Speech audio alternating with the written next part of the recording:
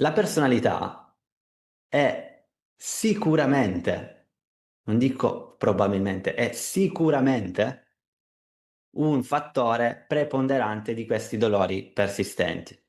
Non a caso tutti i miei clienti e i pazienti hanno personalità da people pleaser e non è una colpa, lo sono stato anch'io e ogni tanto lo sono anch'io.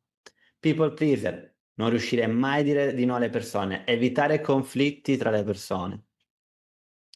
Essere sempre molto gentili con le persone, anche quando se ne approfittano di noi. Difficile dire di no. Accudire gli altri più di noi.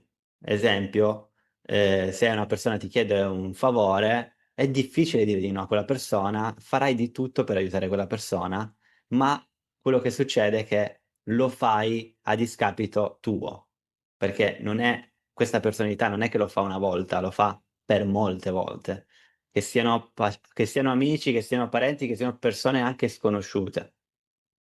Sono fixer, i fixer in inglese, no, quelle persone che cercano di aggiustare un po' tutto. Lo sono stato anch'io, ogni tanto lo sono io, non sto giudicando, ma dobbiamo capire che ci sono delle personalità molto particolari per i dolori cronici. Ed essere coscienti di queste personalità, della tua personalità, è già un primo passo.